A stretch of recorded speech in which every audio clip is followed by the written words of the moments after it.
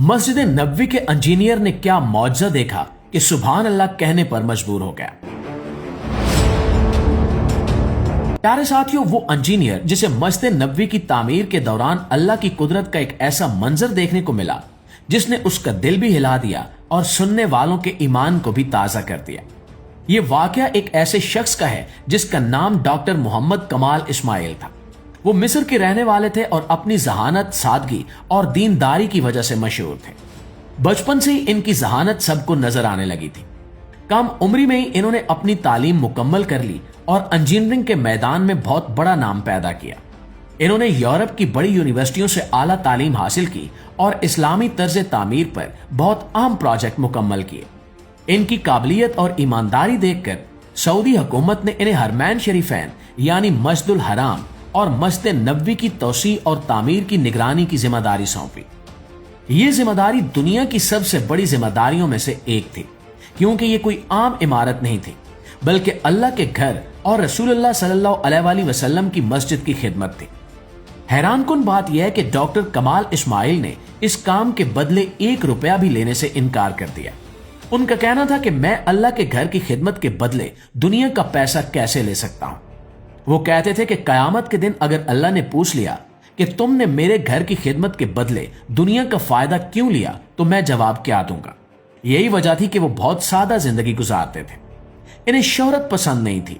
वो मीडिया से भी दूर रहते थे और ज्यादा वक्त इबादत, तिलावत और खामोशी में गुजारते थे। जब मस्जिद नबवी की तौसी का मंसूबा शुरू हुआ तो सऊदी बादशाह ने डॉक्टर कमाल इस्माइल से कहा कि मस्जिद के सहन में वही खास संगमरमर इस्तेमाल किया जाए जो पहले भी इस्तेमाल हुआ था। दोस्तों, ये संगमरमर आम पत्थर नहीं था बल्कि एक खास किस्म का मार्बल था जो गर्मी में भी ठंडा रहता है। लाखों लोग इस पर चलते हैं मगर फिर भी इसमें ठंडक बरकरार रहती है। ये कीमती मार्बल लुबनान के पहाड़ों से निकलता था और बहुत कम मिकदार में मिलता था। डॉक्टर कमाल इस्माइल को याद आया कि तकरीबन 15 साल पहले इन्होंने एक कंपनी से यही मार्बल खरीदा था, लेकिन उन्हें यह फिक्र थी कि शायद अब वो मार्बल खत्म हो चुका हो या वो कंपनी ही मौजूद ना हो। वो उम्मीद के साथ उस कंपनी के दफ्तर पहुंचे और जब वहां मालूमात हासिल की गई तो मालूम हुआ कि वो मार्बल तो कई साल पहले फरोख्त हो चुका है। ये सुनकर डॉक्टर साहब को बहुत अफसोस हुआ, लेकिन जाते जाते उन्होंने कंपनी के दफ्तर में मौजूद अमले से कहा कि अगर मुमकिन हो तो ये मालूम करें कि वो मार्बल किसने खरीदा था। अगले ही दिन इन्हें फोन आया कि जिस कंपनी ने वो मार्बल खरीदा था वो सऊदी अरब में ही मौजूद है। डॉक्टर कमाल इस्माइल फौरन उस कंपनी के मालिक से मिलने पहुंचे। जब उन्होंने पूछा कि वो मार्बल कहां इस्तेमाल हुआ तो हैरत अंगेज जवाब मिला। नाज़रीन, कंपनी के मालिक ने बताया कि वो कीमती सफेद मार्बल आज तक गोदाम में रखा हुआ है और इसे कहीं इस्तेमाल नहीं किया गया। 15 साल गुजर गए मगर किसी ने इसे हाथ तक नहीं लगाया। ऐसा लगता था जैसे वो मार्बल इसी दिन का इंतजार कर रहा था जब उसे मस्जिद नबवी में लगाया जाएगा। ये सुनकर डॉक्टर कमाल की आंखों से आंसू बहने लगे। इन्हें महसूस हुआ कि ये अल्लाह की तरफ से एक खास इंतजाम है और किसी मौजज़े से कम नहीं है। उन्होंने कंपनी के मालिक को एक खाली चेक दिया और कहा कि इसमें जो कीमत चाहे लिख लें, मगर कंपनी के मालिक ने भी बड़ी आजी दिखाई और कहा कि अगर ये मार्बल मस्जिद नबवी के लिए है तो ये हमारे लिए भी एजाज की बात है। दोस्तों, ये वाकया सुनकर इंसान वाकई हैरान रह जाता है। कभी कभी अल्लाह ऐसा इंतजाम कर देता है जो इंसान की सोच से भी बाहर होता है। जब नीयत साफ हो और मकसद अल्लाह की रजा हो तो अल्लाह खुद रास्ते बना देता है।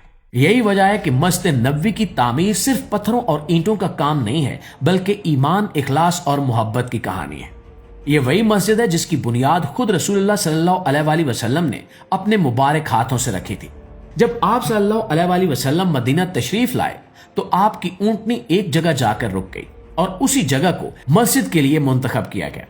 सहाबा कराम ने मिलकर इस मस्जिद को तामीर किया।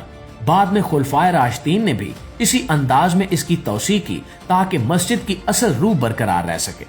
आज भी जब दुनिया भर से मुसलमान मदीना मुनव्वरा जाते हैं तो मस्जिद नबवी में कदम रखते ही दिल पर एक अजीब सुकून उतरता है। लाखों लोग वहां नमाज पढ़ते हैं, दुआ करते हैं और अपने गुनाहों की माफी मांगते हैं। हर जुबान और हर कौम के लोग वहां जमा होते हैं, मगर सबका मकसद एक ही होता है कि अपने रब से करीब होना और अपने नबी सल्लल्लाहु अलैहि वसल्लम से मोहब्बत का इजहार करना।